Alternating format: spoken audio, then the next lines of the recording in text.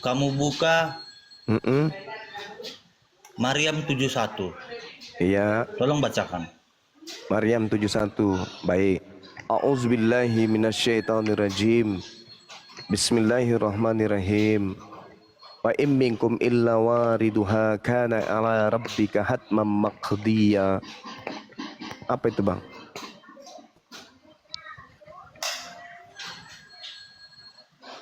Coba Bang? terjemahkan Juma. Terjemahkan. Dan tidak ada seorang pun di antara kamu yang tidak mendatangi neraka. Hal itu bagi Tuhanmu adalah ketentuan yang sudah ditetapkan. Sekali lagi. Dan tidak seorang pun di antara kamu yang tidak mendatanginya neraka. Hal itu bagi Tuhanmu adalah ketentuan yang ditetapkan. Sekali lagi. Oke. Mau sekali lagi? Kalau saya tafsirkan, Iya, kalau saya silakan. tafsirkan, Iya, silakan. nah, oke. Ya, Silakan. semua umat Islam 100% mendatangi neraka. Iya, betul sekali. Benar sekali. Iya, mendatangi ya. Lalu ayat ke-72-nya apa yang dikatakan, Bang? Ketika kemudian seluruh umat Islam mendatangi neraka, lalu yang tinggal di dalamnya siapa? Yang menetap di dalam siapa? Baca nomor 72-nya. Tsumma nunajjil ladina taqaw wa nazaruz zalimina fiha jithiyya. Dan yang tinggal menetap di sana kemudian adalah orang-orang zalim, orang-orang kafir. Sedangkan Allah menyelamatkan orang-orang yang bertakwa. Sama di dalam Markus 9 nomor 49, semua orang Kristen masuk ke dalam api neraka. Tidak ada di situ cuma dikatakan orang Kristen. Masuk, silakan Anda buka. Silakan Anda buka Markus 9:49, silakan. Silakan, Bang. Enggak, di Maryam 72 itu tidak ada disinggung orang Kristen di situ. Oh, tidak bisa, Yang ada saudara. di situ adalah jin Tidak dan bisa. manusia. Oh, tidak, saudara. Begini cara belajar Quran itu. Jadi di dalam surah Maryam itu ada kata Rob. Rob itu artinya Tuhan bagi semua manusia. Anda manusia kan? Berarti Anda masuk dalam kelompok ini. Dalam bahasa Arab itu penyebutan Tuhan itu ada dua, Rob dan Ilah. Hanya saja bahasa Indonesia tidak memiliki kosakata untuk memisahkan keduanya antara Rabb dan kata ilah. Jadi sama-sama diartikan Tuhan. Inilah bahayanya kemudian ketika memahami terjemahan Al-Quran tanpa ilmu. Padahal dua kata ini memiliki makna dan fungsi dan juga definisi yang berbeda. Rabb dalam konteks Tuhan bagi semua manusia. Contohnya Rabbus samawati wal ar, Tuhan semesta alam. Berarti Tuhannya orang Kristen juga. Sedangkan ilah itu merujuk kepada konteks sembahan. Konteks sembahan saja. Misalnya ilahin nas, sembahannya manusia. Nah, lalu kalau Anda melihat di dalam konteks ayat ini, di situ terang sekali dikatakan bahwasanya Rabb yang dimaksud adalah Tuhannya seluruh manusia. Berarti dengan kata lain, ayat ini berbunyi, wa in minkum illa wariduha kana ala rabbika hatman maqdiya. Dan tidak seorang pun dari seluruh manusia yang tidak akan mendatangi neraka. Itu dibenarkan di dalam Al-Quran surah An-Naziat ayat 34 jelas sekali dikatakan begini. A'udzubillahi minasyaitonirrajim. Fa iza ja'atit tammatul kubra, maka apabila malapetaka hari kiamat itu telah datang, yauma yatazakkarul insanu ma sa'a, yaitu pada masa hari ketika manusia teringat akan apa yang telah dikerjakannya ketika hidup di dunia. Wa bursatil jahimu liman yara, dan neraka, dengarkan, dan neraka akan diperlihatkan dengan jelas kepada setiap manusia yang memiliki mata untuk melihat. Orang Kristen punya mata untuk melihat, maka termasuk orang Kristen. Waburrisatil jahimu liman yara, maka neraka itu akan diperlihatkan dengan jelas kepada semua manusia. Fa amma man tagha, maka adapun orang yang melampaui batas, wa atharal hayatad dunya, dan lebih mengutamakan kehidupan dunia, fa innal jahima hiyal ma'wa, maka sungguh nerakalah tempat tinggalnya. Wa amma man khafa maqama rabbih wa nahal nafsa 'anil hawa, dan adapun orang-orang yang takut kepada kebesaran Tuhannya dan menahan diri dari keinginan hawa nafsunya, fa innal jannata hiyal ma'wa, maka sungguh surgalah tempat tinggalnya. Oke. Boleh saya itu lanjut? Silakan Anda baca Markus 9 nomor 49 dulu. Enggak, sebentar Juma. Sebentar. Saya satu ayat lagi aja, Tapi saya tidak menemukan Anda tertawa. Nah, tadi saya mute aja Juma. Saya ketawa dan mati aja. Jadi begini, Juma, sebentar. Tadi di Maryam 71 sudah dikatakan bahwa 100% umat Islam akan mendatangi neraka. Nah, pertanyaan semua saya, manusia akan mendatangi neraka. Sebentar Juma, sebentar.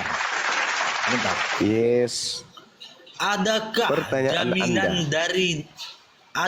jaminan dari Nabi Muhammad yang mengatakan bahwa aku akan menyelamatkan kalian dari neraka? Oh, ada banyak. Nabi Muhammad sallallahu alaihi wasallam kemudian berkata, "Jaminlah aku 6 perkara, maka aku jamin engkau surga." Itu satu. Kemudian di Al-Quran surah Al-Jumu'ah dikatakan di sana, baginda Rasul Muhammad sallallahu alaihi wasallam datang ke atas muka bumi ini wa yuzakkihim, untuk mensucikan manusia, mensucikan dari dosa-dosa. Nah, orang yang disucikan dari dosa-dosa itu pasti tempatnya adalah surga. Kemudian Al-Quran surah Ali Imran Al-Maidah 31 ayat 31. Qul in kuntum tuhibbunallaha fattabi'uni yuhibbukumullahu wa yaghfir lakum dzunubakum. Barang siapa di antara manusia yang ingin dicintai oleh Allah, ingin dosa-dosanya dihapuskan oleh Allah, maka hendaklah dia mengikuti baginda Rasulullah Muhammad SAW. Fattabi'uni, hendaklah kalian ikut kepadaku, Nabi Muhammad. Kemudian di dalam Al-Quran surah Al-Mu'minun, kad aflahal mu'minun, beruntunglah orang-orang yang beriman, alladzina hum fi shalatihim khashi'un, yaitu mereka yang khusyuk di dalam salatnya. Di ayat 10-nya Allah Subhanahu wa taala menjelaskan kemudian mereka yang salat, ulaika humul warithun, adalah mereka orang-orang yang mewarisi, alladzina yarisunal firdaus hum fiha khalidun, yaitu orang-orang yang mewarisi surga firdaus, mereka kekal di dalamnya. Orang-orang yang salat adalah mereka yang kemudian mewarisi surga firdaus. Ada lagi, ada di dalam Al-Quran surah Fussilat dikatakan kemudian di ayat 30-nya Allah Subhanahu wa taala menjelaskan kemudian apa yang dikatakan oleh Allah di sana. Innal ladzina qalu rabbunallah tsumma istaqamu tatanazzalu alaihimul malaikatu alla takhafu wa la tahzanu wa abshiru bil jannah. Barang siapa yang berkata Tuhanku adalah Allah, maka janganlah bersedih hati dan bergembiralah kalian karena memperoleh surga yang dijanjikan kepadamu. Barang siapa, innal ladzina qalu rabbunallah, barang siapa yang berkata Allah adalah Tuhanku, maka dia akan memperoleh kegembiraan karena mendapatkan surga yang dijanjikan oleh Allah kepadanya. Al-Quran surah Fussilat ayat 30. Seperti itu, saudara. Kemudian satu lagi, ini yang pamungkas ini, Al-Quran surah At-Taghabun, itu di ayat 9. Allah Subhanahu wa taala kemudian menyatakan, pada hari kiamat nanti setelah orang dibangkitkan di padang mahsyar, apa kata Allah? Yauma yajma'ukum liyaumil jam'i, dzalika yaumut taghabun, wa may yu'min billah wa ya'mal shalihan yukaffir anhu sayyi'ati wa yudkhilhu jannah tajri min tahtihal anharu khalidina fiha abada, dzalikal fawzul azim. Ingatlah pada hari ketika manusia seluruhnya dikumpulkan di padang mahsyar untuk dihakimi. Itulah hari di mana dosa-dosa manusia akan diungkapkan, dan barang siapa beriman kepada Allah dan mengerjakan kebajikan, mengerjakan amalan saleh, pasti Allah akan menghapus dosa-dosanya dan memasukkannya ke dalam surga. Mereka kekal di dalamnya. Itulah kemenangan yang agung. Saya ulang. Kata Allah dalam Al-Quran, yauma yajma'ukum liyaumil jam'i dzalika yaumut taghabun wa may yu'min billah wa ya'mal salihan yukaffir anhu sayyi'ati wa yudkhilhu jannah tajri min tahtihal anhar. Pada hari kebangkitan, orang semua dibangkitkan oleh Allah untuk dihisab, dibangkitkan untuk dihisab, untuk diberikan kemudian pertanggungjawaban atas pekerjaan mereka ketika di bumi. Barang siapa yang beriman kepada Allah dan beramal soleh, misalnya Dinda Faruk meninggal dalam keadaan muslim. Sabar dulu. Dia mati punya dosa. Tetapi ketika dia hidup, dia Islam. Ketika dia hidup kemudian dia beramal soleh, apa kata Allah? Dosa-dosanya akan aku hapuskan dan aku akan masukkan mereka ke dalam surga, mereka kekal di dalamnya. Itulah kemenangan yang agung. Itu indahnya Islam. Jaminannya sangat luar biasa. Sedangkan Yesus berkata di dalam Matius 7, 22, 23. Barang siapa yang memanggil aku Tuhan, barang siapa bernubuat pakai namaku, barang siapa mengusir setan pakai namaku, barang siapa bermujizat pakai namaku, maka aku akan mengusirnya dan aku akan berkata kepada mereka, enyahlah daripadaku, aku tidak mengenal kalian. Kalian semua adalah pembuat kejahatan. Pembuat kejahatan berdasarkan Matius 13 nomor 50 akan dilemparkan ke dalam api neraka jahanam. Oke. Dah jadi tertawa, Bang. Bro Juma, jadi begini. Dari sekian penjelasan kamu tentang jaminan kepada Islam akan masuk surga. Dengan jaminan yang diberikan oleh Nabi Muhammad. Pertanyaan saya, apakah Nabi Muhammad sudah mengetahui apa yang terjadi kepada dirinya sendiri di akhir zaman? Melalui Al-Quran kan sudah jelas. Sudah jelas. Pertanyaan saya cuma, iya, pasti mengetahui, Bang. Pasti dia mengetahui. Apakah Nabi Muhammad sudah mengetahui apa yang terjadi kepadanya di akhir zaman nanti, di neraka nanti? Kok di neraka pula? Nabi Muhammad sallallahu alaihi di akhir zaman. Nabi Muhammad di akhir zaman aja udah. Yes, sabar. Nabi Muhammad sudah pasti mengetahui. Karena kenapa? Nabi Muhammad sudah pasti ya? Yes. Kan tadi saya bacakan. Sudah pasti. Tadi saya kunci jawaban kamu. Sudah pasti. Boleh. Oke, lanjut narasi. Iya. Baginda Rasulullah Muhammad sallallahu alaihi wasallam mengetahui Al-Qur'an, mengetahui janji Allah. Siapa yang beriman, siapa yang beramal soleh, siapa yang khusyuk dalam salat, diberi kemudian jaminan surga Firdaus sebagai warisan. Sebagai warisan. Berarti Nabi Muhammad tahu. Nah, kemudian baginda Rasul sabar. Baginda Rasulullah Muhammad sallallahu alaihi wasallam kemudian oleh Allah Subhanahu wa taala diberikan kemudian kemuliaan kepada beliau bahwa beliau kemudian itu memiliki telaga surga yang Allah kemudian janjikan kepada baginda Rasulullah Muhammad SAW. Jadi Nabi Muhammad itu tahu. Makanya di dalam Al-Quran diterangkan dalam surah Ali Imran ayat 69. وَلَا تَحْسَبَنَّ الَّذِينَ قُتِلُوا فِي سَبِيلِ اللَّهِ أَمْوَاتًا بَلْ أَحْيَاءٌ عِندَ رَبِّهِمْ يُرْزَقُونَ. Dan jangan sekali-kali kamu mengira bahwa orang yang mati di jalan Allah itu mati. Sebenarnya mereka itu hidup di sisi Tuhannya dengan mendapatkan rezeki. Seperti itu, Bang. Silakan.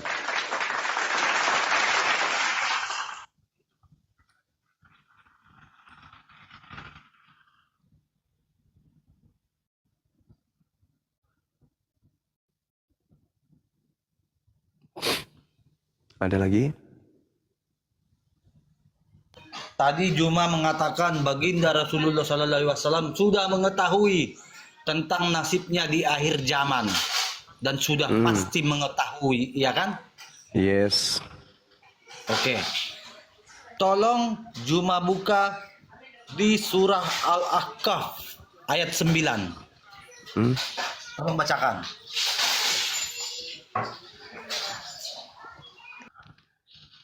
Oke, Bang. Apa yang Anda ingin sampaikan di sana? Tolong bacakan. Baik. Atau saya bacakan? Boleh, silakan. Kamu aja yang baca. Ya. Bacakan. A'udzubillahi minasyaitonirrajim.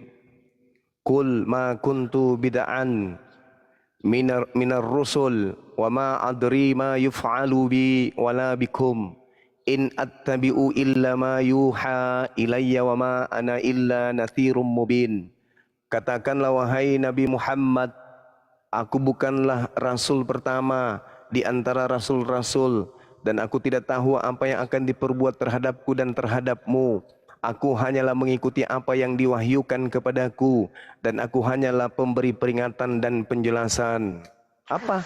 Gimana itu, Bang? Saya perjelas ya, Juma ya. Ya, silakan. Nah,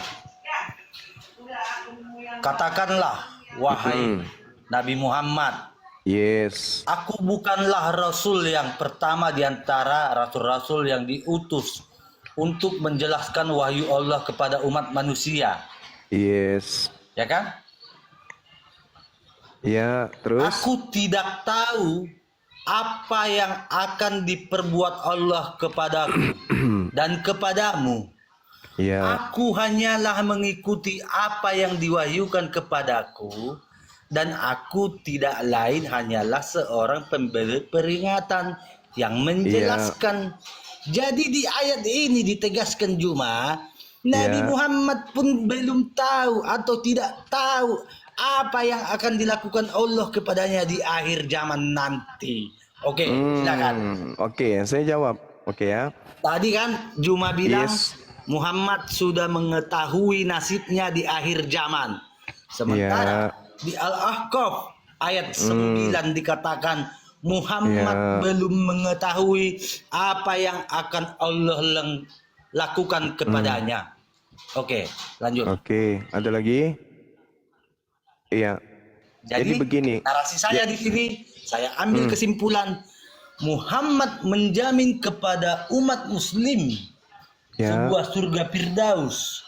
Sementara Muhammad sendiri belum tahu tentang nasibnya di akhir zaman nanti melalui ayat Al-Ahqaf ayat 9 ini. Oke, baik. Boleh saya menjelaskan?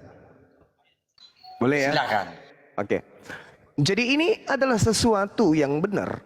Kul ma kuntu bid'an minar rusul wa ma adri ma yuf'alu bi wala bikum. Aku bukanlah rasul yang pertama di antara rasul-rasul. Aku tidak tahu apa yang akan diperbuat terhadapku dan terhadapmu. Aku tidak tahu. Memang Nabi Muhammad tidak tahu. Karena yang masalah gaib itu hanya Allah yang tahu. Tetapi terkait dengan surga nerakanya ini tidak dibahas di sini. Nabi Muhammad tidak tahu nanti saya seperti apa di surga. Beliau tidak tahu. Begitu juga umatnya. Karena Al-Quran mengatakan dalam surah As-Sajdah ayat 17, "Fala ta'lamu nafsun ma ukhfiya lahum min qurrah a'yun jazaa'an bima kanu ya'malun." Maka tidak seorang pun yang mengetahui apa yang disembunyikan untuk mereka, yaitu bermacam-macam nikmat yang menyenangkan hati sebagai balasan terhadap apa yang mereka kerjakan. Tidak ada yang tahu. Tidak ada yang tahu. Nabi Muhammad tidak mengerti kemudian karena dia adalah manusia yang diberi kemudian anugerah kenabian. Kalau sampai dia tahu, disembah nanti sama orang-orang tanpa kepala. Nabi Muhammad menjelaskan itu. Bukan berarti itu membahas neraka atau surga, enggak. Karena kenapa? Surganya Nabi Muhammad itu sudah dijamin oleh Allah. Sama seperti di dalam kitab saudara 1 Yohanes 3 nomor 2. Saudara-saudaraku yang kekasih, sekarang kita adalah anak-anak Tuhan, tetapi belum nyata, belum terbukti, belum jelas apa keadaan kita nanti. Itu sama, Bang. Tidak ada yang tahu seperti apa nanti. Tetapi tentang orang itu ke surga, tentang orang itu ke neraka, itu sudah jelas. Yang ke neraka adalah orang-orang kafir, yang ke surga adalah orang-orang muslim. Itu jelas itu. Tapi dikatakan apa nanti yang dilakukan Allah kepada aku, itu tidak jelas, tidak ada yang mengerti. Karena Allah tidak pernah menyampaikan seperti ini loh nanti kalian, seperti ini loh nanti kalian. Dan lagi pula, Anda harus melihat kemudian asbabul nusul dari ayat itu. Apa sebab musabab kemudian baginda Rasulullah Muhammad sallallahu alaihi wasallam berkata demikian. Itu yang perlu Anda pahami. Jadi ketika Allah memerintahkan kepada Nabi Muhammad untuk mengatakan bahwa dia bukanlah yang pertama di antara rasul, seperti yang telah disebutkan kemudian di dalam kata bid, yang artinya sesuatu yang baru atau barang yang baru pertama kali adanya, jika kaum musyrik mengingkari kerasulan Nabi Muhammad, padahal sebelumnya telah banyak rasul Allah sejak Nabi Adam sampai Nabi Isa, maka Nabi Muhammad siap kemudian diingkari, atau pengingkaran daripada orang-orang kafir pada masa itu serupa dengan apa yang terjadi terhadap nabi-nabi sebelumnya. Ya, itu Seperti itu, kamu kawan. barusan berdasarkan tafsir tahlili. Ya kan? Betul apa salah? Ya jelas dong, Al-Quran itu harus ditafsirkan dengan ilmu tafsir, bukan dengan seenak perut. Seperti Anda, jelas Jadi, itu. Karena sabar. kesimpulan saya Juma begini Juma. Kesimpulan apa saya tuh? begini. Iya. Di Maryam 71. Nah tadi sudah kujelaskan 100% itu, Bang. umat Islam Itu datang sama ke neraka. itu sama Yang kedua, padahal sudah Nabi kujelaskan Muhammad menjanjikan surga-surga kepada umatnya. Dan di poin terakhir, Nabi Muhammad pun tidak mengetahui tentang nasibnya di akhir zaman nanti bagaimana. Oh, Bagaimana konsep tentang surga seperti ini? Juma. Al-Quran sudah menjelaskan, sesungguhnya aku telah memberimu wahai Nabi Muhammad nikmat yang banyak. Apa itu? Baginda Rasulullah Muhammad sallallahu alaihi wasallam diberi kemudian telaga berupa surga, yaitu telaga Al-Kautsar. Itu kata Allah kepada baginda Rasulullah Muhammad sallallahu alaihi wasallam. Makanya Rasulullah Muhammad mengatakan bahwasanya Al-Kautsar adalah sebuah sungai di dalam surga yang kedua tepinya dari emas, airnya mengalir di atas mutiara, warnanya lebih putih daripada susu dan rasanya lebih manis daripada madu, dan itu adalah telaga yang Allah berikan kepadaku. Nabi Muhammad sudah dikatakan begitu. Beliau Nabi Muhammad memiliki telaga di surga. Rasulullah ditanya kemudian oleh Abu Dzar, wahai Rasulullah, bagaimana dengan bejana yang ada di Al-Haud, telaga Al-Kautsar? Nabi Muhammad kemudian menjelaskan, demi jiwaku, demi jiwa Nabi Muhammad yang berada di tangan Allah, wadah untuk minum, bla bla bla, dan seterusnya. Diterangkan kemudian tentang telaga Kautsar yang adalah merupakan surga yang diberikan Allah kepada Nabi Muhammad sallallahu alaihi wasallam. Dalam Al-Quran sudah Al-Kautsar itu sangat jelas dikatakan, Inna a'tayna kal kautsar. Sesungguhnya aku telah memberimu wahai Nabi Muhammad nikmat yang banyak berupa telaga Kautsar. Jelas itu. Jadi tidak ada keraguan bagi kami tentang tentang surga itu, Bang. Nah, sedangkan surah Maryam itu, sekali lagi saya katakan, jangan memperbodoh diri. Saya sudah menjelaskan, yang diterangkan kemudian surah Maryam itu seluruh manusia, termasuk Kristen, termasuk ateis, termasuk Hindu, semuanya manusia. Karena yang berkata di situ adalah Rabbus samawati wal ard, Tuhan pencipta langit dan bumi. Oke, selesai kita di situ. Sedangkan di dalam pengajaran kami umat Islam terkait dengan surga, jaminan surganya itu sangat-sangat jelas. Orang yang berdosa pun ketika kemudian mati dalam keadaan Islam akan diampuni dosa-dosanya oleh Allah. Tadi Al-Quran surah At-Taghabun ayat 9 saya sudah bacakan, tapi Anda mungkin sengaja untuk tidak memperhatikan itu. Nah, kalau kemudian yang menyembah makhluk di Pulau Patmos, ada nggak jaminan masuk surga?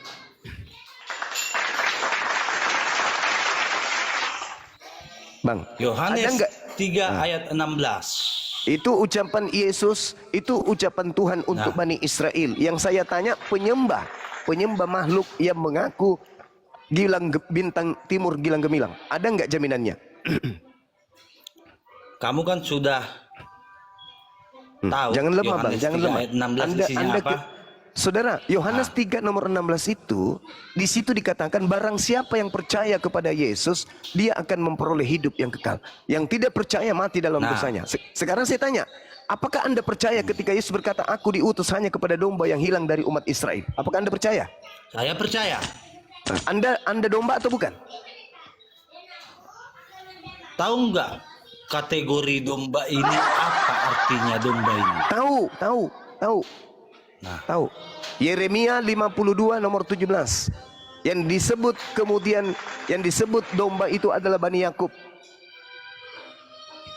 Nah, domba ini Juma. Anda Bani Yakub? Domba ini adalah lambang kekayaan. Kalau Anda orang Bani Yakub? Israel dia berkurban, oke, berarti kamu melarikan ke Loh, Anda yang bertanya, saya jawab. 12.000 suku Israel ya kan? Enggak Bang.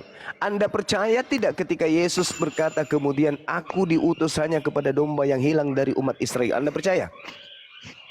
Percaya. Nah, berarti Anda harus mengakui bahwa Yesus diutus hanya untuk Bani Israel. Nah, Anda bukan Bani Israel, oke. berarti Yesus diutus bukan untuk Anda. Gimana dong? Oke, ini ada ayatnya Juma. Ya, silakan. Oke, sebentar. Karena yang disebut domba itu hanya Bani Yakub. Nah, Anda bukan domba. Kalau dia berkumis aja namanya kucing. Kalau dia berjenggot aja namanya kambing. Kalau dia tidak berkumis dan tidak berjenggot namanya asu, kan gitu. Oke, boleh saya jawab? Ya, silakan. Silakan Anda tunjukkan Mungkin jaminannya. pertanyaan kamu mungkin begini Juma. Mungkin pertanyaan kamu begini. Iya. Yesus Silakan, Bang. hanya diutus kepada Bani Israel. domba Israel yang hilang. Yes, iya. Ya kan? Anda percaya itu Nah, kan? ini umat Kristen ini dari mana gitu kan? Dari Romawi. Dari mana lagi? Nah, itulah kamu salah tafsir Juma. Kok salah tafsir pula? Yesus itu hanya untuk Bani Israel. Juma. Hmm. Kau buka Buka apa? Matius 28 ayat 18 sampai 20. Nah, itu bukan Yesus. Itulah makhluknya. Loh. Kamu baca loh. Iya. Loh.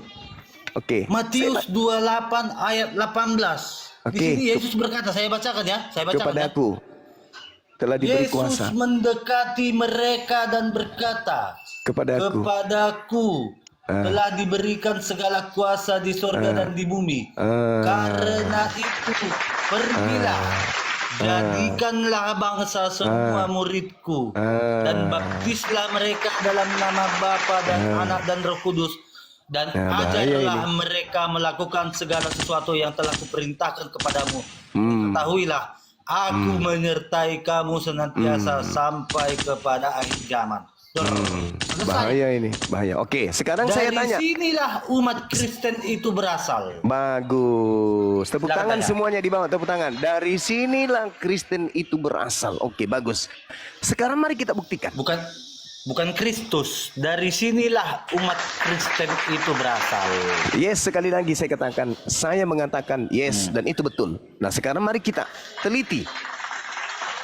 Kepadaku telah diberi kuasa, baik di langit maupun di bumi. Ada tidak makhluk selain Yesus yang pernah mengucapkan perkataan itu? Ada enggak? Yang mengaku kepadanya telah diberi kuasa, ada enggak? Ada enggak, Bang? Setahu saya dalam wujud manusia nggak ada. Yang datang kepada Yesus,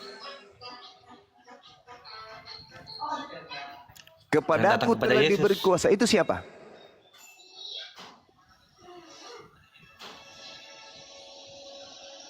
Pencobaan di padang gurun?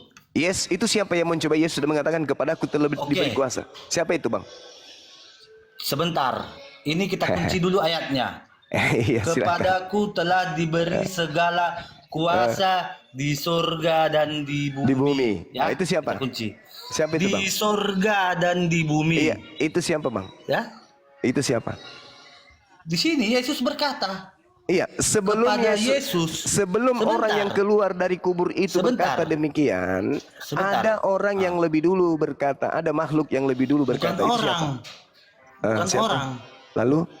Itu adalah iblis di padang gurun. Nah, jadi kita buka dalilnya cuma. Kita buka dalilnya supaya kamu nggak framing. Iya, silakan. Ya, silakan. Oke.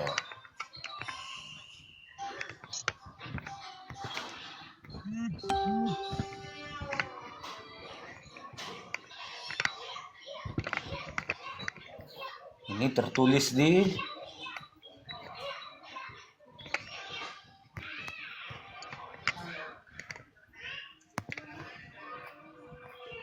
di Matius 4 ayat 1 sampai 11. Yes. Oke. Terus?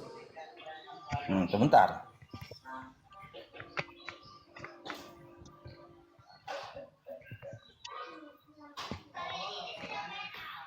Nah. Oke. Di sini dikatakan di ayat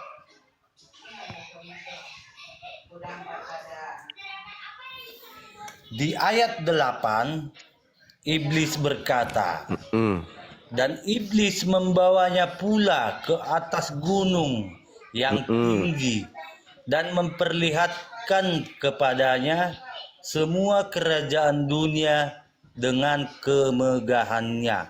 Kunci jawabannya ya Juma ya. Yes. Semua kerajaan dunia dan kemegahannya. Dan berkata kepadanya, semua ini akan kuberi kepadamu jika engkau sujud menyembah aku. Nah, iblis di sini berkata hanya dunialah yang diserahkan kepadanya. Tidak ikut surga Juma. Tidak ikut surga. Oke. Ada lagi? Jadi berbeda nggak? Berbeda nggak si iblis dengan si Yesus? Oke. Kalau Anda mengatakan, kamu mau framing kemana? Sampai dulu.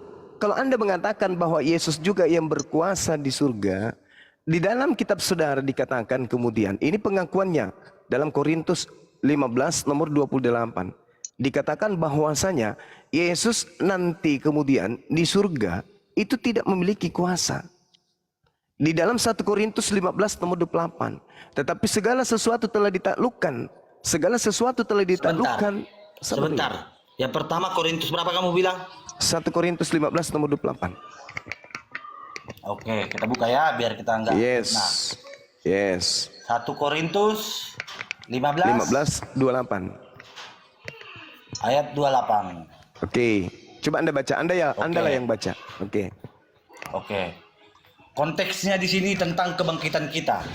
Ya, silakan Anda baca. Oke. Ayat 18-nya berbunyi, demikianlah binasa. Kok jadi kayak gitu Bang diskusinya Bang? Sebentar Juma. Nomor 28. Ini konteksnya tentang, kamu harus baca. Kamu jangan kayak gitu caranya. Kebangkitan gitu. kita.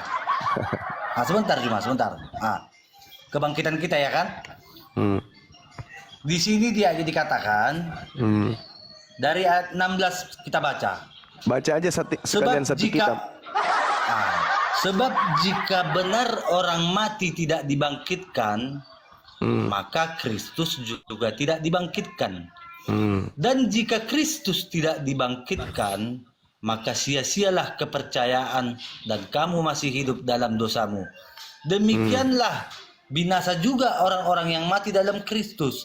Jikalau kita hanya dalam hidup ini saja menaruh pengharapan kepada Kristus, maka kita adalah orang-orang paling malang dari segala manusia. Yang Anda ingin jual Jelaskan apa? di ayat ini Juma, ya. 1 Korintus 15:28 Bang. Alamak.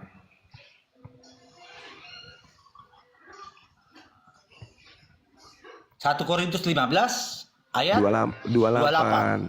Ya. Nah, konteksnya kan tentang kebangkitan kita, ya kan? Nah, langsung di poinnya Bang. Ayat 26. Musuh 28. Yang terakhir yang dibinasakan ialah maut. Sebentar. Sebab segala sesuatu telah ditaklukkannya di bawah kakinya. Tetapi kalau dikatakan bahwa segala sesuatu telah ditaklukkan, maka teranglah bahwa ia sendiri yang telah menaklukkan segala sesuatu di bawah kaki Kristus itu tidak termasuk di dalamnya. Tetapi kalau sesuatu telah ditaklukkan di bawah Kristus, maka ia sendiri sebagai anak akan menaklukkan dirinya di bawah Dia, dan yang telah menaklukkan segala sesuatu di bawahnya, supaya Allah menjadi semua di dalam semua. Jika tidak demikian, ya, ditaklukkan siapa? Yesus ditaklukkan. Sebentar. Jika tidak demikian, apakah faedahnya perbuatan orang-orang yang dibaptis bagi orang mati? Kalau orang mati sama sekali tidak dibangkitkan, mengapa mereka mau dibaptis bagi orang-orang yang telah meninggal? Nah, di sini Yesus yang ditaklukkan adalah kemanusiaannya. Jedar. Gitu loh, Jedar. Bukan keilahiannya. jedar. Nah, jadi yang berkuasa kemudian di surga siapa? Yang berkuasa di surga siapa? Karena gitu cuma. Yang berkuasa di surga Yang siapa? berkuasa di surga Adalah? dan di bumi adalah Di surga siapa? YHWH. Tepuk tangan. Allah YHWH. Betul sekali. Apakah kemudian Ya. YHWH itu pernah bergelar Yesus Kristus? Yesus Kristus itu dinamakan setelah firman menjadi manusia. Gitu loh, Ada Juma. nggak penyesat kemudian Itu yang nama bergelar Yesus manusianya. Kristus? Jedar. Seperti Ada ini, nggak Juma. penyesat? Juma, Saudara, tunggu sebentar. dulu.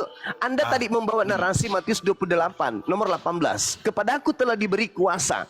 Yang diberi kuasa di surga katanya. Padahal Yesus tidak ada kuasa di surga. Kalau Anda melihat kemudian data yang Anda bacakan tadi, Yesus tidak berkuasa di surga, yang berkuasa YHWH. Bahkan Anda menjelaskan itu. Nah sekarang yang mengaku berkuasa di surga dan mengaku berkuasa di bumi itu siapa? Iblis. Sekarang mari kita buktikan bahwa yang Anda ikuti adalah iblis. Di Sebentar. data Saya tanya kamu. Sabar dulu Bang. Sabar dulu. Apakah daging hidup? Sabar dulu saudaraku, sabar. Saya belum selesai. Apakah daging hidup di surga?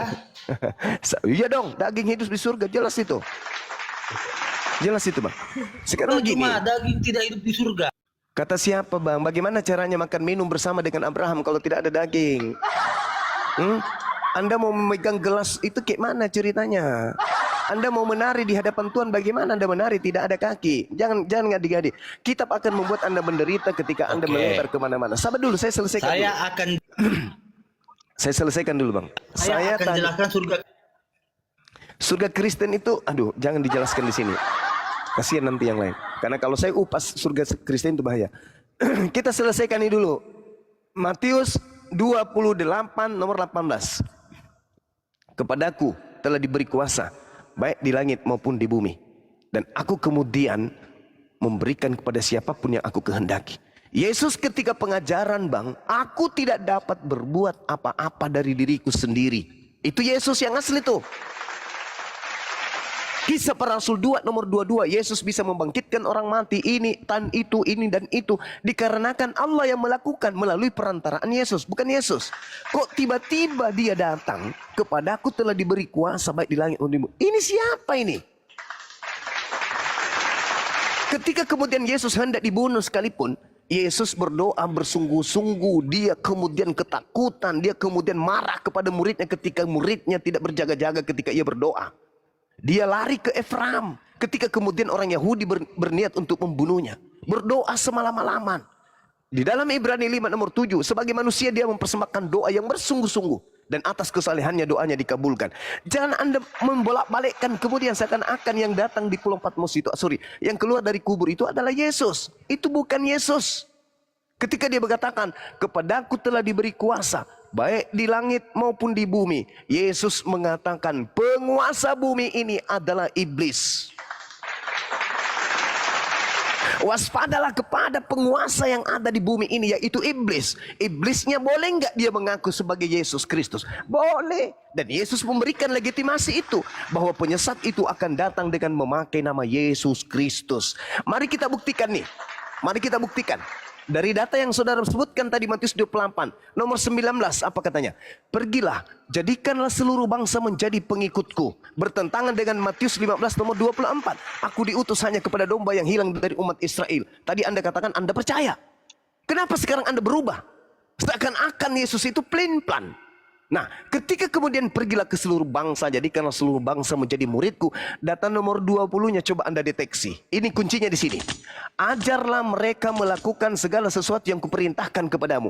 Kalau itu adalah Yesus, di mana Yesus mengajarkan orang untuk menjadi Kristen? Kalau itu adalah Yesus anak Maria, di mana Yesus pernah mengajarkan makan babi? Kalau itu adalah Yesus anak Maria, di mana Yesus pernah memerintahkan kemudian menyembah kepada dirinya. Kalau itu adalah Yesus anak Maria, di mana dia pernah memerintahkan untuk ibadah minggu, di mana dia perintahkan untuk ke gereja, di mana dia pernah perintahkan untuk tidak bersunat. Sesungguhnya itu bukanlah Yesus Kristus. Dudukan perintah Yesus di dalam Yohanes 17:8. Segala firman yang kau berikan kepadaku, segala perintah, segala ketetapan yang kau berikan kepadaku telah aku sampaikan kepada mereka. Dan mereka hanya mendudukkan aku sebagai utusan, sebagai rasul, utusan Allah, Rasulullah. Itu segala perintah yang Yesus sampaikan kepada Bani Israel. Sedangkan perintah-perintah ke gereja menyembah Yesus, tidak bersunat, bla bla bla bla bla bla bla bla bla bla bla, itu bukanlah perintah Yesus anak Maria. Waspadalah kepada penyesat yang datang kepadamu dengan memakai nama Yesus dan berkata, akulah Kristus. Dia akan menyesatkan banyak orang. Mana orang banyak yang disesatkan oleh Yesus Kristus palsu ini? Namanya adalah Kristen. Kalau bukan Bang Suma, bukan. Oke, kalau bukan, tolong tunjukkan komunitas yang banyak yang disesatkan oleh Yesus Kristus itu mana? Islam bukan, Hindu bukan, Buddha bukan, ateis bukan. Satu-satunya kandidat tunggal yaitu Kristen. Anda memang pengikut Yesus? Yes. Anda memang pengikut Kristus? Yes. Tetapi Yesus Kristus yang Anda ikuti adalah penyesat yang dinubuatkan oleh Yesus. Yesus berkata dalam Yohanes 10:27, aku mengenal muridku, muridku mendengarkan aku, dan muridku mengikuti aku. Ketika aku kemudian sujud, muridku sujud. Ketika aku kemudian sunat, muridku sunat. Ketika aku bertauhid menyembah hanya kepada ilah Abraham, ilah Isa, ilah Yakub, maka pengikutku pun hanya menyembah kepada ilah Abraham, ilah Isa, di mana dan Yakub. Yesus berkata seperti itu? Yang mana? Ketika aku sunat, pengikutku pun sunat.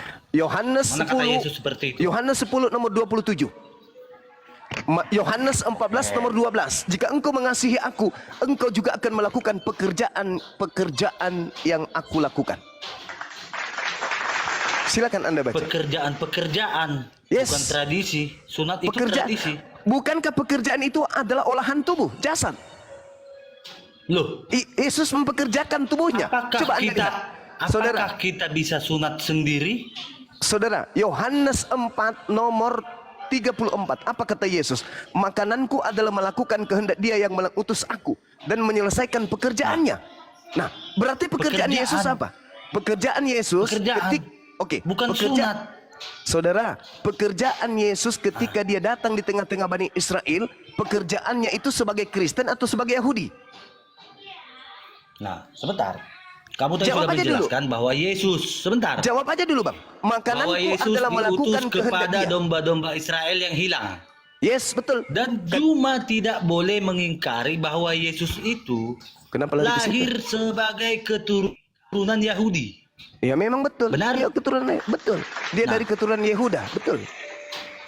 Tradisi sunat itu adalah tradisi perjanjian antara Allah dengan Abraham dan keturunannya Ishak dan Yakub dan juga budak-budak yang dibelinya.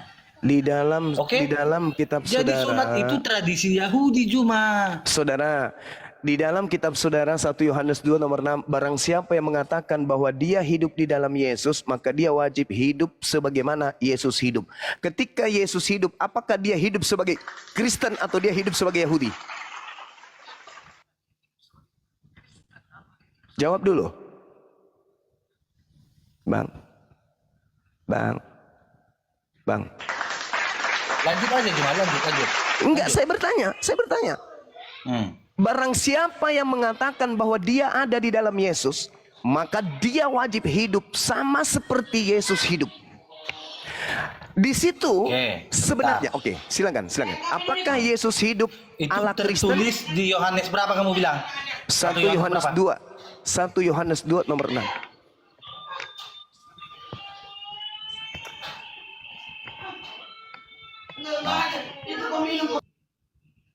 Silakan Bang, silakan. 1 Yohanes 2 nomor 6. Barang siapa yang mengatakan bahwa dirinya ada di dalam Yesus, dia wajib hidup sama seperti Yesus hidup. Hidup Yesus adalah hidup ala Yahudi atau ala Kristen? Sebentar, saya bacakan. Silakan. Di sini konteksnya adalah Kristus pengantara kita, ya kan? Loncat lagi. Bukan loncat. Tidak, sekarang Kita Anda harus hidup. pahami Yesus itu konteks hidup ayat yang ala kamu baca Kristen. ini apa. Saudara, Nah, Yesus itu hidup kita ala baca dari Kristen. ayat 5. Baca Sebentar, dari Juma. kitab Kejadian sekalian, Bang. Nah, tetapi barang siapa menaruh firman-Nya di dalam orang itu, sungguh sudah sempurna kasih Allah, dengan itulah ia ketahui bahwa kita ada di dalam Dia. Artinya, umat Kristen itu sudah hidup di dalam Kristus. Nah, Ayat 6-nya. terus? Barang siapa mengatakan bahwa ia ada di dalam Dia, ia wajib hidup sama seperti Kristus hidup. Nah, pertanyaannya, Yesus hidup itu ala Kristen atau ala Yahudi? Yesus semasa hidupnya adalah orang Yahudi. Nah, kita ambil konteks kehidupannya, Juma. Konteks kehidupannya. Allahu Akbar. Konteks kehidupan Yesus adalah dia harus mengikuti hukum Taurat Yes, Allahu dan Akbar. hukum Musa. Allahu Akbar. Dan juga Sekarang, tradisi, sunat. Nah, iya. Sekarang, beneran? iya betul. Nah sekarang, kenapa Kristen tidak hidup? Yesus telah Seperti, sebentar. Kenapa Kristen tidak hidup Yesus sama seperti telah Yesus hidup? menggenapi Ya. hukum Taurat itu, Juma. Iya. Kami tidak hidup lagi di dalam hukum Taurat. Hei, dari mana? Dari mana asal usulnya Kristen hidup di bawah hukum Taurat? Hukum Taurat itu untuk siapa? Nah, saya tidak bilang orang Kristen hidup dalam hukum Taurat. Terus apa hubungannya? Anda mengatakan dia sudah menggenapi. Apa hubungannya? Kami tidak hidup di bawah hukum Taurat. Iya. Karena Terus apa hukum hubungannya? Taurat itu Kalau sudah diselesaikan oleh Kristus. Nah, kalaupun tidak diselesaikan, oleh Yesus, kalaupun tidak diselesaikan oleh Yesus, apakah berlaku kamu untuk tahu Anda? nggak hukum Taurat itu apa? Enggak. Sekalipun misalnya Yesus tidak menyelesaikan hukum Taurat, itu berlaku nggak untuk Anda? Ya, pasti berlaku dong. La haula wala quwata illa billah. Hukum Taurat itu untuk Anda. Oke, saya tanya sama kamu. Emangnya hukum Taurat itu untuk Islam? Lah, tidak ada Yesus mati untuk Islam, tidak ada. Nah, seandainya Yesus tidak turun ke dunia, mau ngapain turun ke dunia? Hukum Taurat itu berlaku untuk umat Islam? Ya. Hukum Taurat itu hanya untuk Bani Israel, Cak Kangkung. Nggak ada hubungannya dengan di luar Bani Israel. Kamu sudah mengakui ya, bahwasanya hukum Taurat adalah untuk Bani Israel. Untuk Bani Israel. Lalu apa hubungannya dengan Kristen? Yesus mati untuk hukum Taurat demi Kristen. Apa hubungannya? Nah. Karena kami adalah bagian dari murid yang diperintahkan oleh muridnya untuk memberitakan kabar Injil kepada seluruh bangsa. Kamilah bagiannya itu. Jadi sebentar Juma. Nah, Allahu Akbar. mengenai hukum Taurat itu, ya kan? Hukum Taurat ada 10. Iya, untuk siapa? Dan itu untuk keturunan Abraham, Ishak dan Yakub. Yesus tunduk tidak kepada aturan itu? Oh, kalau Yesus tidak tunduk, maka dia tidak akan disunat. Terus kenapa kalian tidak hidup sama seperti Yesus hidup? Karena Yesus telah menggenapi hukum Taurat. Apa hubungannya Yesus menggenapi hukum Taurat dengan kalian? Loh. Kan tadi dalilnya jelas di dalam kitab saudara. Barang siapa yang mengatakan Yesus ada dalam dirinya, maka dia wajib hidup sama seperti Yesus hidup. Yesus hidup dia dalam kitab Anda, Yohanes 14 nomor 31. Dunia harus tahu. Ini Yesus berkata, bersabdalah Yesus, supaya dunia tahu bahwa aku Yesus mengasihi Bapa dan aku Yesus senantiasa melakukan segala sesuatu seperti yang diperintahkan Bapa kepadaku. Berarti Yesus harus diketahui oleh dunia, Yesus itu hidup sebagai hamba yang taat kepada Yod-Heh-Vaveh, menjalankan perintah Yod-Heh-Vaveh. Kenapa Kristen tidak hidup ala Yesus? Dia adalah teladan. Iya. Dan melalui Yesus Kristus, dalam wujud Yesus Kristus kami mengenal Allah kami. Tidak, bukan begitu. Siapa yang mengatakan Loh, Yesus ada dalam sebentar. dirinya, dia wajib hidup Sebentar, Juma. sama seperti Juma. Yesus hidup. Biar kamu tahu, Ah, kamu tadi memaksakan kalau Kristen harus hidup seperti Kristus hidup. Tahu nggak dalil kamu yang mengatakan hidup itu bukan Yesus itu saya. gimana? Yesus sebentar. Yesus itu hidupnya kayak mana? melakukan mujizat air menjadi anggur. Benar apa tidak? Yohanes 14 nomor 31. Yesus itu membangkitkan orang mati. Apakah juga orang Kristen harus seperti Berarti itu? dengan kata tidak, lain, saudara. Berarti dengan kata lain, Anda saudara. tidak. Oke. Berarti dengan kata lain, Anda tidak bisa hidup sama seperti hidupnya Yesus anak Maria, tapi Anda bisa hidup sama seperti hidupnya Yesus Kristus yang datang kepada Paulus yang tidak pernah menyembah Tuhan. Betul? Jangan dibisu-bisukan. Betul? Kenapa? Jangan dibisu-bisukan. Anda mengatakan Anda tidak bisa hidup sama seperti anak Maria hidup. Sedangkan di dalam kitab saudara yang saya katakan tadi dalam 1 Yohanes 2 nomor 6, barang siapa mengatakan bahwa ia ada di dalam dia, dia wajib hidup sama seperti Kristus. Sama seperti Kristus hidup. Kristus hidup sama seperti Kristen. Nah sekarang Yesus Kristus anak Maria hidupnya tidak bisa dicontohi oleh orang Kristen, tetapi iblis yang bergelar Kristus bisa dicontohi oleh Kristen. Betul?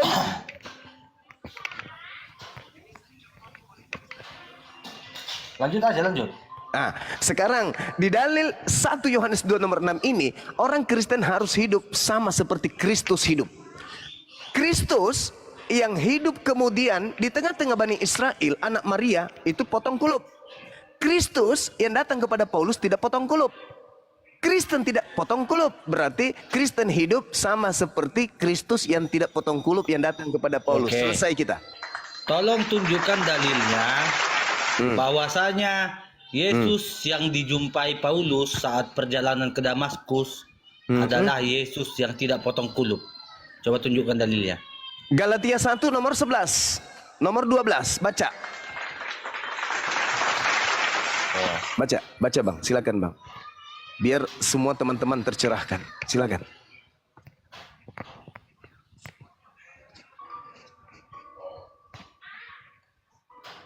Nah, oke. Baca, silakan. Terlanjut ya. Nah, Baca, silakan. sebab aku menegaskan kepadamu saudara-saudara bahwa Injil yang kuberitakan itu bukanlah Injil manusia. Karena aku bukan menerimanya dari manusia dan bukan manusia yang mengajarkannya kepadaku, tetapi aku menerimanya oleh pernyataan Yesus Kristus. Nah, ayo. Oke? Oke. Nah, yang bukan di sini manusia ini sebentar, bersunat Juma. atau tidak? Di sini sebentar.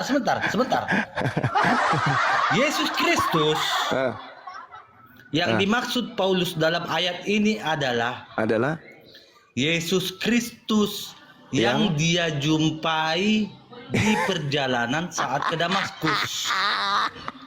Bukan Yesus Kristus saat betul. Bukan Yesus Kristus saat mati atau hidup sebelum dibangkitkan. Allahu Akbar. Berarti Yesus yang disunat itu bukan Yesus yang datang kepada Paulus, betul? Itu Iya dong. kemanusiaannya cuma. Kalau yang datang kepada Paulus adalah keilahiannya. Iya, sekarang melalui cahaya. Sekarang Yesus bukan berkata melalui di dalam wujud. Sekarang Yesus berkata, saudara. Sekarang kita Yesus tunjukkan berkata. kita tunjukkan dalilnya di mana Paulus bertemu Yesus, oke? Ya silakan. Karena memang ada yang bertemu. Yesus mengatakan dalam Matius 24 nomor 23. Jadi apabila ada orang berkata ada Yesus di sini, ada Yesus di sana, jangan kau percaya. Karena Yesus yang kamu temui itu bukan aku tapi penyesat. Ayo bang. Silakan Anda boleh bantah saya, tapi hati kecil Anda harus Anda benarkan. Silakan Anda bantah. Bantah sekuat argumen Anda, tapi tolong hati Anda jangan Anda bohongi. Silakan. Ya. Silakan. Kita buka di Kisah Para Rasul 9. ayat 22. 4. Oke. Ayat 4. Oke, silakan. Yes. Ia rebah ke tanah. Ini perikopnya Saulus bertobat. ya. Iya. Ia rebah ke tanah dan kedengaranlah olehnya suatu suara yang berkata kepadanya, Saulus, Saulus, mengapa engkau menganiaya aku? Iya. Jawab Saulus, siapakah engkau Tuhan? Tuhan. Iya. Paulus saja sudah tahu. Kalau itu Tuhan. Siapa? Itu Dia Tuhan. berkata, Tuhan, katanya, Ya. akulah Yesus yang kau aniaya itu. Oke? Oke. Pertanyaan saya, dari mana Paulus tahu kalau itu adalah Tuhan? Oke, kamu mau tahu? Iya, saya mau tahu. Di ayat 1, sementara itu berkobar-kobar hati Saulus untuk mengancam dan membunuh murid-murid Tuhan. Dia menghadap imam besar Ya. dan meminta surat kuasa daripadanya untuk dibawa kepada majelis Yahudi di Damsyik, supaya ia menemukan laki-laki atau perempuan pengikut jalan Tuhan. Ya. Ia menangkap mereka dan membawa mereka ke Yerusalem. Ya. Dalam perjalanannya ke Damsyik ketika itu, ia sudah dekat kota. Ya. Tiba-tiba cahaya memancar dari langit mengelilingi dia. Iya, terus? Jadi cuma Ya. Yesus yang berkata di sini adalah dalam wujud cahaya yang mengelilingi Ini dia. si Paulus. Yesus Bukan dalam berkata- wujud manusia. Yesus berkata di dalam Lukas 10:18, aku melihat iblis jatuh dari langit berupa cahaya. Yesus juga berkata, waspadalah kepada penyesat yang datang kepadamu dengan memakai namaku dan berkata, akulah dia. Lalu dia mengatakan, jadi apabila engkau melihat ada orang berkata dia melihat aku di sini, aku melihat Yesus di sana, jangan kau percaya. Camkanlah aku telah mengatakannya terlebih dahulu kepadamu. Jadi jika ada orang yang berkata ada Yesus di padang gurun, ingat Paulus di sini di padang gurun ketika dia ke Damsyik. Dia di padang gurun dan ada Yesus di dalam bilik. Ingat surat-surat Paulus ditulis di dalam bilik penjara, aule. Oke? Bukan aule. Dalam bahasa Yunani itu adalah temeo. Nah, sekarang permasalahannya adalah penjara. Iya, penjara. Yesus berpesan jangan Bukan kau di goa percaya. ya, penjara ya. Yes, di dalam bilik penjara. Oke. Nah, sekarang kemudian Yesusnya berkata bahwasanya jangan kau percaya sebab itu bukan aku. Kalau aku seperti kilat yang menyambar dari timur sampai ke barat. Sedangkan cahaya yang datang kepada Paulus hanya di Paulus saja, bukan dari timur ke barat. Berarti itu bukan Yesus. Oke, jadi begini cuma. Silakan kawan. Kalau dia mengelilingi, ya. Kalau mengelilingi berarti itu sudah dari segala penjuru mata angin. Kalau Baik begitu utara, semua timur, orang tahu selatan, berarti. barat Kalau dan begitu timur. berarti semua orang tahu termasuk di Indonesia dong. Berarti kiamat sudah datang dong. Karena Yesus mengatakan kedatanganku yang kedua adalah seperti kilat yang bersinar, memancarkan sinarnya dari timur Makanya, sampai ke barat. Kita Demikianlah harus kedatanganku yang kedua. memahami konteks mengelilingi itu cuma. Enggak, bukan saudara. Yesus datang itu untuk kedua kalinya sebagai tanda kiamat. Nah sekarang 2000 tahun tidak kiamat-kiamat. Dia narak kepeng. Berarti kemudian yang datang kepada Paulus itu bukan Yesus.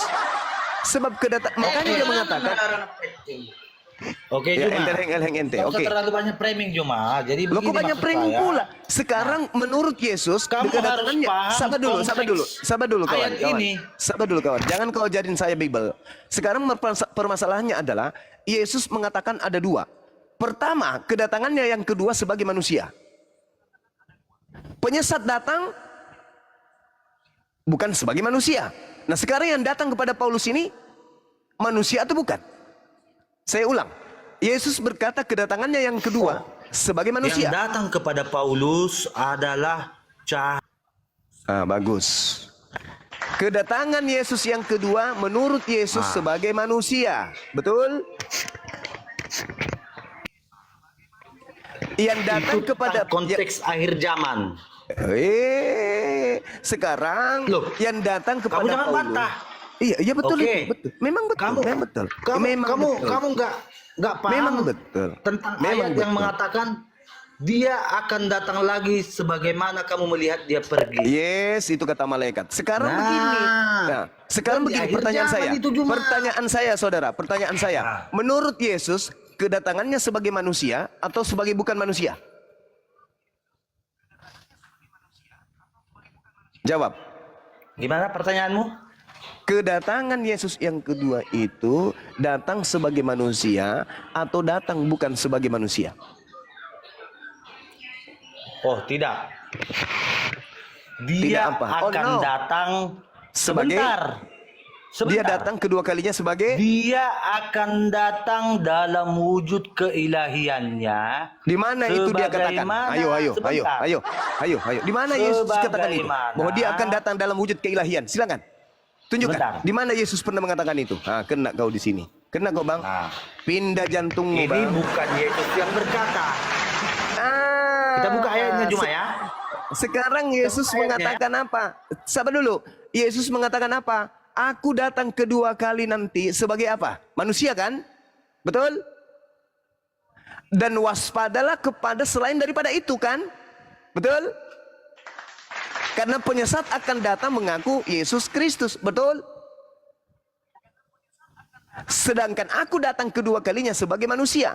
Selain itu bukan aku. Tetapi akan datang penyesat-penyesat dengan mengatasnamakan aku dan mengaku akulah Kristus. Betul? Betul. Sekarang kalau Anda mengatakan itu di akhir zaman, berarti yang datang kepada Paulus itu siapa? Kalau kedatangan yang keduanya nanti di akhir zaman, dan Anda memaksakan kemudian yang datang ke Paulus itu adalah Yesus, itu kedatangan keberapa? Bukankah Yesus datang hanya 2 kali? Kedatanganku yang kedua dalam rupa manusia. Yang datang kepada Paulus mengaku Yesus Kristus, tapi bukan manusia. Berarti itu bukan aku. Waspadalah kepada penyesat, sebab Kristus palsu dan nabi-nabi palsu akan datang melakukan banyak mujizat sekiranya mungkin menyesatkan banyak orang.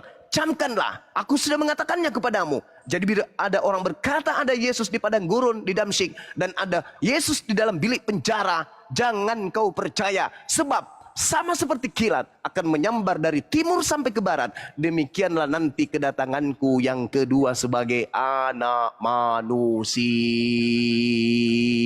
Tepuk tangan yang di bawah.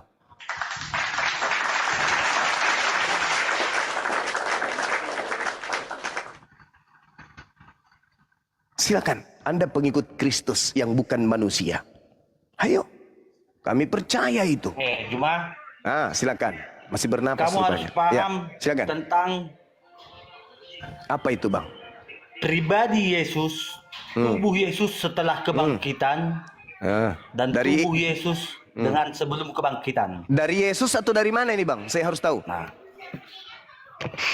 Dari Yesus atau dari mana? Karena banyak penyesat yang akan datang mengaku-ngaku Yesus.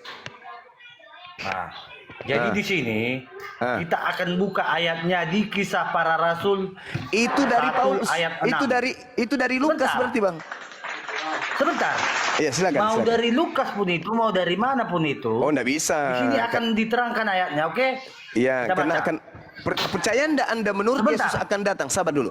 Percaya enggak Anda bahwa Sebentar, akan biar- datang biar saya jawab. Sabar, Saudara. Percayalah bahwa akan datang penyesat. Percayakah Anda bahwa penyesat itu bergelar Yesus Kristus? Percaya enggak Anda? Percaya enggak? Di ayat 7 Kisah Para Rasul ini cuma ditegaskan. Sabar kawan, sabar dulu. Engkau tidak Jangan perlu dulu. mengetahui masa dan Sabar waktu dulu. yang Sabar dulu, ditetapkan kawan. Bapa sendiri menurut. Sabar kawan, kabar. Kita ambil kredit poinnya dulu. Percayakah Anda kepada Yesus yang berkata kepada Bani Israel muridnya yang hidup sesaman dengan dia, agar waspada sebab akan muncul setelahnya Yesus palsu yang mengaku Kristus. Percaya enggak Anda? Lanjut aja. Ya, itu sampai situ aja. Karena Yesus berkata kepada muridnya Bani Israel, ingat ya saudara, Kristen tak ada di situ. Yang ada di dalam aule wilayah kelas daripada Yesus itu, Yesus sebagai guru, muridnya adalah Bani Israel. Yesus berpesan kepada Bani Israel, waspadalah kepada penyesat yang datang kepadamu memakai nama Yesus dan berkata, akulah Kristus. Sebab akan banyak muncul Kristus palsu. Nah, murid-murid Yesus orang Yahudi ini kemudian diminta oleh Yesus untuk waspada. Sedangkan Kristen ini adalah kelompok di luar yang menjadi pengikut Kristus yang bukan Yesus anak Maria. Berarti Kristen dari kelompok luar inilah yang menjadi korban penyesatan dari Kristus palsu tersebut. Makanya Yahudi masih tegak berdiri hari ini, Kristen juga masih tegak berdiri hari ini. Dua keyakinan yang berbeda. Satu menyembah kepada Elohim, satu menyembah kepada Kristus. Sekarang pertanyaannya, adakah pesan-pesan yang mewaspadai penyesat yang bergelar Kristus? Ada. Siapa pengikutnya sekarang? Kristen. Jadi narasi apapun yang Anda sampaikan setelah ini, itu akan menguatkan bahwa Anda pengikut Yesus Kristus yang penyesat. Silakan. Oke. Jadi di sini seperti yang saya ucapkan tadi mengenai konteks iman. Saya tadi mengutip ayat Al-Quran kamu bahwa 100% umat Islam akan masuk ke dalam neraka. Bahkan Muhammad menjanjikan surga kepada umatnya. Sementara di ayat lain dia tidak mengetahui apa yang akan terjadi kepadanya. Betul kan Juma? Yang nggak ada hubungannya dengan Kristus palsu, Bang. Silakan. Nah, jadi mengenai Kristus palsu yang kamu maksud ini adalah Yesus yang sama saat dia hidup dengan murid-muridnya dan bangkit dari kematian dan hidup juga dengan murid-muridnya. Apa bedanya? Yang bersama muridnya Tidak ada manusia. bedanya Yesus itu. Yang bersama Yesus muridnya itu manusia. Yang bersama Paulus dan Kristen bukan manusia, beda, Bang. Namanya aja yang sama. Yang datang kepada Paulus itu bukan manusia lagi. Yes. Bukan. Yes. Ketika Yesus mengatakan, Akan tetapi kuasanya oh, itu yang cerita lagi. datang Itu berupa cahaya. itu beda lagi tuh, Bang. Nah gitu cuma. Oh, enggak dong. Itulah Anda percaya kepada keilahian Yesus itu. Oke, baik. Sekarang begini. Tolong tunjukkan kalau bukan Yesus Kristus penyesat yang Anda percayai hari ini, tolong tunjukkan kepada saya penyesat yang bergelar Kristus, Yesus Kristus itu mana dan mana orang banyak yang disesatkan itu. Tunjukkan kepada saya kalau bukan Kristen. Silakan. Silakan, Bang. Tolong tunjukkan dalilnya bahwasanya akan datang penyesat bernama Yesus Kristus. Matius 24 Yesus nomor Kristus 4. ya. Yes. Matius 24 nomor 4 nomor 5. Silakan Anda baca. Matius 24 nomor 4 nomor 5.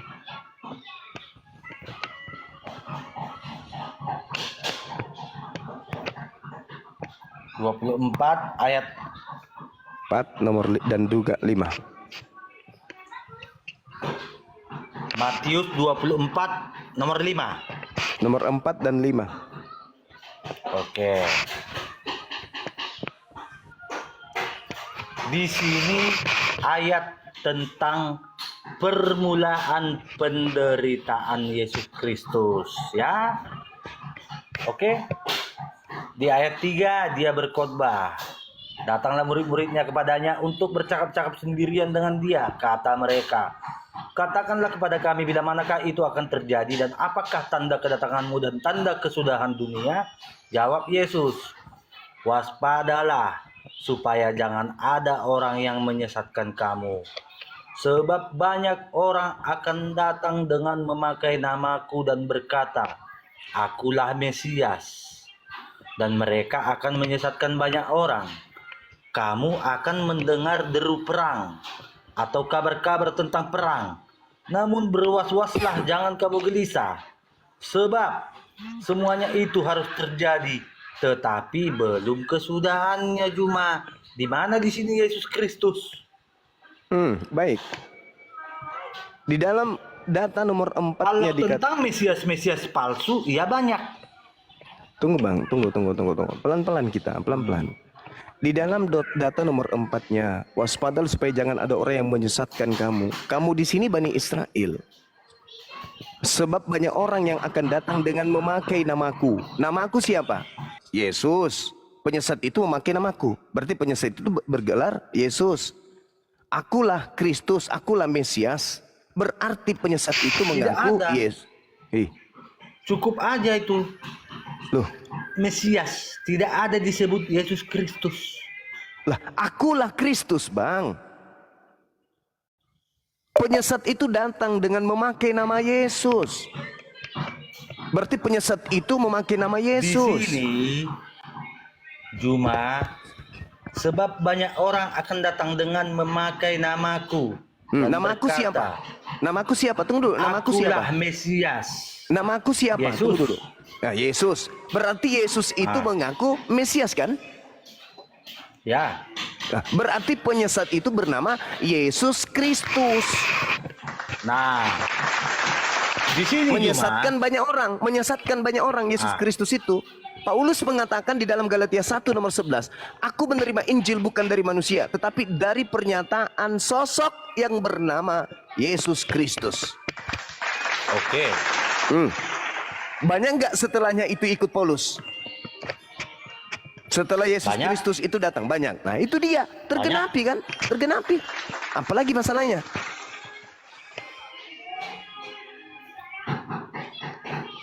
Jadi di sini kamu mengaitkan dengan konteks Mesias. Iya iyalah Bang. Jadi harus saya kaitkan dengan sallallahu alaihi wasallam. Jadi gitu. begini Juma sebentar. Setelah zamannya Yesus, di kitab Yeremia sudah dinubuatkan. Nabi palsu nomor 23. Yes, kamu tahu itu. Yes, Bahkan Nabi di palsunya kitab dari mana? Petrus. Nabi palsunya Sebentar. dari mana, Bang? Yerusalem atau dari Arab? Menurut Yeremia Dari 23. Arab. Dari Arab. Coba, mari kita buka data, silakan. Oke. Kita buka ya. Ini, saya kasih Anda sedikit ya, oksigen untuk Anda bernapas. Silakan.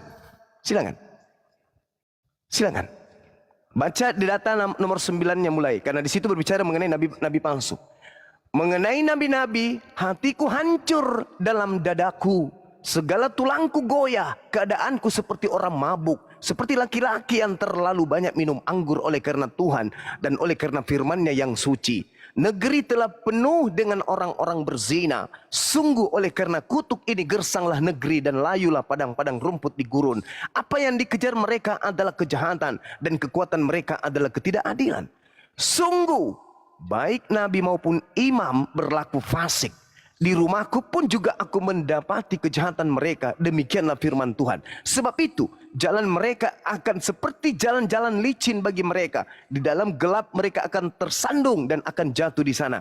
Sebab aku akan mendatangkan malapetaka atas mereka dalam tahun waktu mereka dihukum. Demikianlah firman Tuhan. Di kalangan para nabi, yaitu Nabi Samaria, aku melihat ada yang kurang pantas. Mereka bernubuat demi nabi Baal, lalu kemudian dan menyesatkan umatku Israel. Tetapi di kalangan para nabi Yerusalem, aku melihat ada yang mengerikan. Mereka berzina dan melakukan ketidakjujuran. Mereka menguatkan hati orang-orang yang berbuat jahat, sehingga tidak ada seorang pun yang bertaubat dari kejahatannya. Semuanya mereka telah menjadi seperti Sodom bagiku, dan penduduknya seperti Gomora. Sebab itu beginilah firman Tuhan semesta alam mengenai para nabi tersebut, nabi Yerusalem tersebut. Sesungguhnya aku akan memberi mereka makan ipu dan minum racun. Sebab daripada para nabi Yerusalem telah meluas kefasikan ke seluruh negeri. Jedor dan gedebuk. Bum bum bum bum